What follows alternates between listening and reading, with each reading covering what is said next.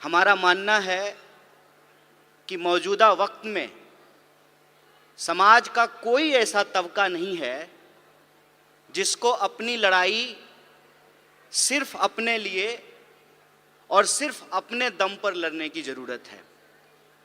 हम जिस दौर में हैं, जिस वक्त में हैं, उसमें हर डिस्कोर्स में एक इंटरसेक्शनैलिटी है। इंटरसेक्शनैलिटी कहने का मतलब ये है कि अगर हम सुरक्षा की बात करें तो सुरक्षा किसी एक तबके की नहीं, पूरे समाज की ज़रूरत है। अगर हम गरीबी उन्मूलन की बात करें तो ये किसी एक जेंडर के लिए नहीं, बल्कि ये सभी जेंडर पे लागू होता है। और अगर हम किसी भी तरह का समूह उसको ट्रेस करने की कोशिश करें सोसाइटी में, तो हम उसमें एक इंटरसेक्शनैलिटी को देखते हैं। इसीलिए हमारा मानना है कि आज के वक्त में जो आंदोलन अलग अलग हो रहे हैं, उन आंदोलनों को मिलाने की ज़रूरत है, उनको इकट्ठा करने की ज़रूरत है। मतलब विद्यार्थियों का आंदोलन है, लेकिन वो महिला अधिकारों का भी आंदोलन होना चाहिए। किसानों का आंदोलन है, लेकिन वो महिला सम्मान का भी आंदोलन होना चाहिए। इस देश में चाहे आदिवासी आंदोलन हो, दलित आंदोलन हो, विद्यार्थी आंदोलन हो, किसान आंदोलन हो, मजदूर आंदोलन हो, किसी भी राजनीतिक दल के जितने भी फ्रंट हैं, जैसे अगर हम अपनी पार्टी भारतीय राष्ट्रीय कांग्रेस की बात करें तो हमारा विद्यार्थियों का फ्रंट है NSUI, नौजवानों का फ्रंट है यूथ कांग्रेस, महिलाओं का फ्रंट है महिला कांग्रेस, किसानों का फ्रंट है किसान कांग्रेस। हमारा मानना है कि इन सारे फ्रंट को एक साथ मिल करके, एकजुट हो करके ऐसे काम करना चाहिए जैसे लोकतंत्र के 4 स्तंभ होते हैं। हम सबको एक एक स्तंभ के रूप में काम करना चाहिए, मिल करके काम करना चाहिए। इसीलिए आज जब मैं आपके बीच यहाँ मौजूद हूँ तो भाषण देने के लिए नहीं आया हूँ। हम आपकी हर कार्रवाई में कंधे से कंधे मिला करके दोनों फ्रंटल जो है मिल करके काम करें, और जो देश के सामने चुनौतियां हैं, जिसके बारे में हमारे राष्ट्रीय अध्यक्ष ने भी बताया, महिला कांग्रेस की राष्ट्रीय अध्यक्ष नेता जी ने भी बताया, हमारे ट्रेनिंग प्रोग्राम के सचिन जी ने भी बताया, जो भी स्पीकर आ रहे हैं जो हमको मौजूदा समय में चुनौतियों के बारे में बता रहे हैं, इन चुनौतियों में हमको मिलकर के काम करने की ज़रूरत है।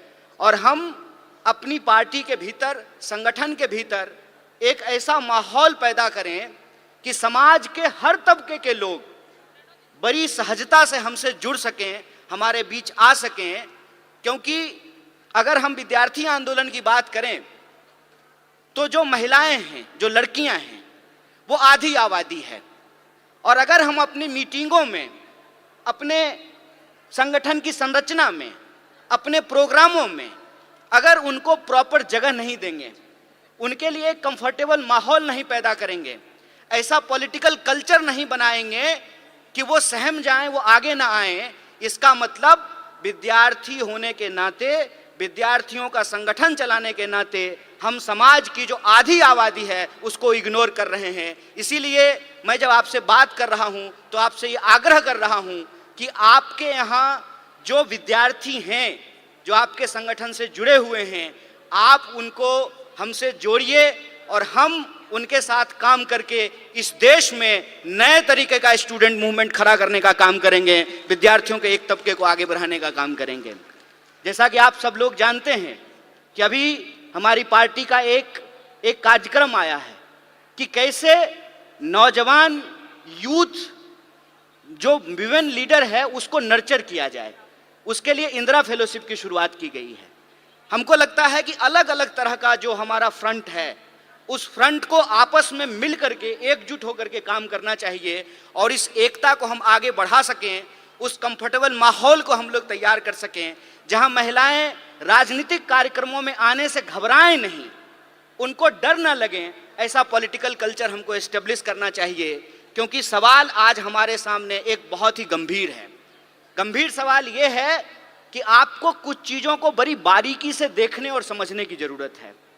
ऐसा नहीं है कि हमारे देश में महिला प्रधानमंत्री नहीं हुई, हमारे देश में महिला राष्ट्रपति नहीं हुई, हमारे देश में लोकसभा की स्पीकर नहीं हुई, गवर्नर नहीं हुई, मेयर नहीं हुई, चीफ मिनिस्टर नहीं हुई, ऐसा नहीं है। तो एक तरफ महिलाओं को प्रतिनिधित्व भी मिला, लेकिन दूसरी तरफ आज की अगर हम बात करें तो महिला अपराधों की संख्या में भी बढ़ोतरी हुई है। इस अंतर विरोध को हमको समझना पड़ेगा, ऐसा कैसे हो रहा है। ऐसा अगर इस देश के इतिहास को हम बारीकी से देखेंगे तो हमको समझ में आएगा। जैसा कि हमारे राष्ट्रीय अध्यक्ष ने कहा कि जो अपने आप को विकसित देश कहते हैं, उन विकसित देशों में भी महिलाओं और पुरुषों को बराबरी के वोट के अधिकार नहीं मिले थे। अमेरिका में 1 पर्सन 1 वोट के लिए एक बहुत बड़ा आंदोलन किया गया था, लेकिन ये हमारे पुरखों की देन है, जो हमारे फाउंडिंग मदर्स एंड फादर्स हैं, उन्होंने इस तरीके का संविधान बनाया कि आजादी के साथ ही हमको वोट का अधिकार मिल गया। आप लोगों को यह बात जाननी चाहिए कि हम नाम तो लेते हैं डॉक्टर बाबा साहब भीमराव अंबेडकर का, उनका योगदान है इस देश के संविधान को बनाने में, लेकिन अगर आप संविधान सभा को देखेंगे तो 15 महिलाएं भी उस संविधान सभा की सदस्य थी, जिन्होंने अपने विचार रखने, अपने सलाह दिए, जिससे यह संविधान बन करके तैयार हुआ। वो 15 महिलाएं थी और वो अलग अलग समुदाय से थी, अलग अलग जो है क्षेत्र से थी, अलग अलग पृष्ठभूमि से थी, उन्होंने अपना योगदान दिया है। इस देश के इतिहास को अगर हम देखें तो आप महात्मा गांधी के योगदान को भुला नहीं सकते हैं। सबसे ज्यादा जो एंटी कॉलोनियल मूवमेंट पूरी दुनिया में हुआ, महिलाओं को आंदोलन से जोड़ने का काम अगर किसी व्यक्ति ने किया तो उस व्यक्ति का नाम महात्मा गांधी है। और आप देखिए कि देश को आजाद कराने के लिए, अंग्रेजों को इस देश से भगाने के लिए महात्मा गांधी जी को कस्तूरबा गांधी को छोड़ने की जरूरत नहीं पड़ी। छोड़नी पड़ी क्या? कस्तूरबा गांधी को साथ लेके चलते थे ना। और एक आज के प्रधानमंत्री हैं, कहते हैं कि हमको देश की सेवा करने के लिए पत्नी छोड़ना पड़ा। हाय रे बेईमानी। मेरी एक दोस्त है, उसने मुझे कहा एक दिन कि मुझे मोदी जी बहुत पसंद हैं।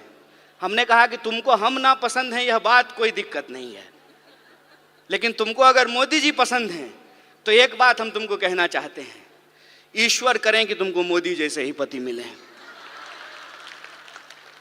दूर से बात बहुत अच्छा लगता है, अपने पे जब अगर बात आ जाए तो उसका असर समझ में आने लगता है।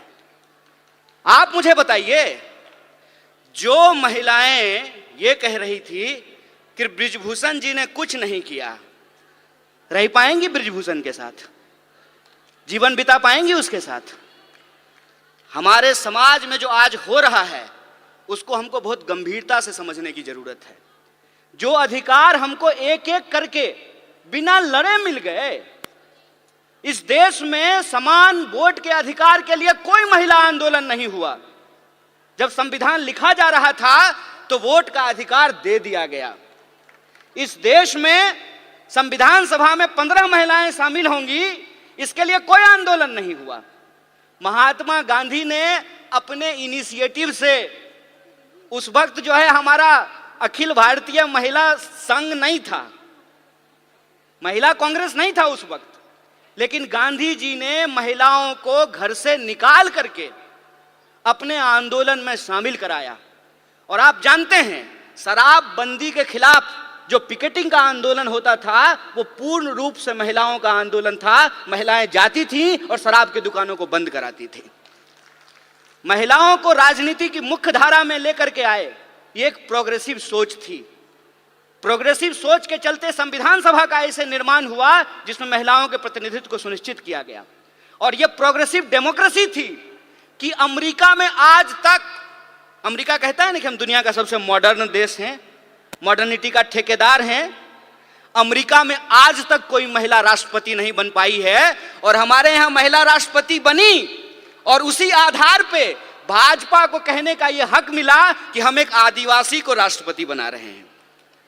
बोलिए, लेकिन प्रश्न यह है आज हमारे सामने कि एक आदिवासी को अगर इस देश का राष्ट्रपति बनाया गया है तो मणिपुर में जब अत्याचार हो रहा था तो माननीय राष्ट्रपति ने अपने मुंह पे क्यों चुप्पी साध रखी है? यह राजनीतिक चुनौती है। इस राजनीतिक चुनौती को हमको समझना पड़ेगा और हम यह बात समझें कि विंग बनाने का यह मतलब नहीं होता है कि हम गुलदस्ता हैं, कि नेताजी आने वाले हैं तो 4 महिला को बुला करके वंदे मातरम गवा देते हैं। हम गुलदस्ता नहीं हैं कि भीड़ में जो है आप आगे में 4 लोगों को बिठा करके हमको सजा दीजिएगा। हम तेज पत्ता हैं कि बिरयानी में ऊपर से डाल दीजिएगा और जब खाने लगेगा तो निकाल दीजिएगा। यह प्रतिनिधित्व का सवाल है। प्रतिनिधित्व के सवाल को हमको सीरियसली लेना पड़ेगा और अगर हम सीरियसली लेते हैं तो प्रश्न आता है पॉलिटिकल कल्चर का। आपने देखा सारी जो एंकर हैं वो टीवी पे क्या कर रही हैं? वो कह रही हैं कि मणिपुर पे आप बोल रहे हैं, राजस्थान पे नहीं बोल रहे हैं। अरे राजस्थान क्या, दुनिया के किसी कोने में अगर महिलाओं के ऊपर कोई अत्याचार होगा तो बिना किसी राजनीतिक लाग लपेट के उसके ऊपर सवाल खड़ा करेंगे, उसके खिलाफ बोलेंगे ये हमारा हक है। आप ये व्हाट अबाउट रीच कर रहे हैं। आप ये दिखाने की कोशिश कर रहे हैं कि चोरी हो जाना, डकैती हो जाना और बलात्कार हो जाना एक है। नहीं है एक। किसी का पर्स मारा गया और किसी के साथ बलात्कार हुआ, ये दोनों अपराध एक है क्या? जो सर्वाइवर होते हैं उनकी पूरी जिंदगी जो खराब हो जाती है। सवाल सिर्फ शरीर का नहीं है, सवाल उनकी मानसिकता का है, सवाल साइकोलॉजी का है। इस बात को हमको समझना पड़ेगा और ये दोनों अपराध को मिलाने को, दोनों अपराध को एक बनाने की कोशिश कर रहे हैं। हमको इसकी गंभीरता को समझना पड़ेगा। हमको इस गंभीरता को समझना पड़ेगा कि यह सब कुछ आ कहां से रहा है, उसके पीछे की मानसिकता क्या है। और हमारे राष्ट्रीय अध्यक्ष ने भी यह बात कही और सचिन जी भी ने अपनी बात में इस बात को कहा कि हम मानते क्या हैं, हम सोचते क्या हैं। अगर हम ये सोचते हैं, हमारे सोच में है कि धन की देवी लक्ष्मी है, विद्या की देवी सरस्वती हैं, तो धन की देवी जब लक्ष्मी थी तो राइट टू प्रॉपर्टी का अधिकार क्यों नहीं दिया गया? यह प्रश्न पूछना चाहिए ना। जब विद्या की देवी सरस्वती हैं तो महिला और पुरुष को पढ़ने का अधिकार क्यों नहीं दिया गया? यह जब हम सोचेंगे तब हमको समझ में आएगा कि आजादी गिफ्ट में नहीं मिला है, नागरिकता का अधिकार गिफ्ट में नहीं मिला है, राजनीति में शामिल होने का अधिकार गिफ्ट में नहीं मिला है। जो लोग उस वक्त आंदोलन को चला रहे थे, यह उनकी सोच थी कि अगर हमारी महिलाओं के पास पहनने के लिए साड़ी नहीं है। जब कस्तूरबा के साथ गांधी गए चंपारण तो कस्तूरबा से गांधी ने पूछा कि ये बताओ कि हमारे प्रोग्राम में महिलाएं क्यों नहीं आती हैं? तो कस्तूरबा ने बताया कि इतनी ज्यादा गरीबी है कि बाहर जाने के लिए एक ही साड़ी है, सारी महिलाएं एक बार बाहर नहीं निकल सकती हैं, तो सारी महिलाओं को छोड़ करके कोई एक बाहर नहीं आना चाहता है। और एक कहानी बोल करके मैं अपनी बात को समाप्त करूंगा, उससे आप वस्तु स्थिति को अपने आप समझ जाएंगे। एक बार मेरे घर में शादी थी, सारे मर्द को बारात जाना था। ये आज शुरू हुआ है कि अब जो है बेटे की शादी में मां भी बाराती बनती है और बहन भी बाराती बनती है। पहले ये नहीं होता था। मेरे बचपन में जो मुझे याद है कि जब शादियां होती थी घरों में तो सारे मर्द चले जाते थे और सारी औरतें रुक जाती थी। मेरी तबीयत खराब थी और मैं उस दिन जो है बारात में नहीं जा पाया। बुखार था बहुत तेज और घर में मैं सो रहा था। कुछ देर के बाद मैंने ये देखा, जब बारात चली गई है तो हमारे घर में गाने की आवाज आ रही है, थालियां बज रही हैं, ढोलक बज रहा है और लोग गा रहे हैं, नाच रहे हैं। कौतूहलता बस, आउट ऑफ क्यूरियोसिटी, मैं जाकर के चुपचाप दरवाजे के पास जाकर के देखने लगा और मुझे इतना आश्चर्य हुआ कि जिस मां ने मुझे 9 महीने पेट में रखा, अपनी एक एक सांस दी, खून दिया, पसीना दिया, 9 महीने पेट में रख करके पैदा किया, रोज खाना खिलाया, पखाना साफ किया, पढ़ाया लिखाया, वो मेरी मां गाती है ये मुझे मालूम ही नहीं था। वो मेरी बुआ जिसकी गोद में मैं पला, वो बुआ जो है डांस करती है, मुझे पता ही नहीं था। और वो जो एक फोक कल्चर है, वो फोक कल्चर इतना मजबूत है कि वो वक्त मिलता था महिलाओं को अपने भीतर के श्रृंगार को प्रकट करने का, अपने भीतर के प्रेम को प्रकट करने का। जिस समाज में आपको आपकी भावना प्रकट करने का अधिकार नहीं हो, उस समाज में महिलाओं को राजनीति में लेकर के आना एक चुनौतीपूर्ण कार्य है। और हम जितना आगे बढ़ रहे हैं, यह जो विचार वाली बात है, जो ये कहता है निर्भया कांड के दौरान कि अगर वो उस बलात्कारी को भैया भैया कह करके माफी मांगती तो उसकी जान बच जाती, उसी मानसिकता के लोग जब आज सत्ता में बैठे हुए हैं, तो आपको लगता है कि निर्भया के न्याय के लिए जो कानून आया वो कानून बन पाता? वो कानून इसलिए बन पाया क्योंकि कांग्रेस का नेतृत्व सोनिया गांधी के हाथ में था। इस बात को याद रखिएगा। यह प्रतिनिधित्व का सवाल है, यह नेतृत्व का सवाल है कि अगर नेतृत्व इस देश में इंदिरा गांधी के हाथ में रहा, नेतृत्व सोनिया गांधी के हाथ में रहा, तो महिलाओं को आगे बढ़ने का हक मिला। और नेतृत्व आज एक ऐसे आदमी के हाथ में है जो पत्नी छोड़ करके भाग गया, तो महिला अधिकार का क्या होगा, इसको आप बखूबी समझ सकते हैं। इसीलिए मैं पॉलिटिकल कल्चर की बात कर रहा हूं। अपराध कहीं भी हो सकते हैं, अपराध छत्तीसगढ़ में भी हो सकता है, राजस्थान में भी हो सकता है, मणिपुर में भी हो सकता है, मध्य प्रदेश में भी हो सकता है, लेकिन अपराध के बाद पुलिस की कार्रवाई कैसे हो रही है, सरकार उस पर क्या बोल रही है, जिस पार्टी की सरकार है उसके स्पोक्स पर्सन क्या बोल रहे हैं, इस बात पे हमको ध्यान देना पड़ेगा। और कांग्रेस और बीजेपी के बीच में दल का फर्क नहीं है, विचार का फर्क है, इस बात को हमको समझना पड़ेगा। और अगर हम समानता में भरोसा रखते हैं, अगर हमको लगता है कि बलात्कारियों को मंत्री, मुख्यमंत्री, विधायक और एमपी नहीं बनाना चाहिए, तो 2024 का चुनाव कांग्रेस पार्टी के अस्तित्व का चुनाव नहीं है। 2024 का चुनाव हम महिलाओं के लिए, हम तमाम नागरिकों के लिए, इस देश के अस्तित्व का सवाल है, संविधान के अस्तित्व के सवाल है। इसको हमको समझना पड़ेगा। और जिन चीजों से हम जूझ रहे हैं, चाहे वो महंगाई हो, चाहे वो बेकारी हो, उन तमाम सवालों को लेकर के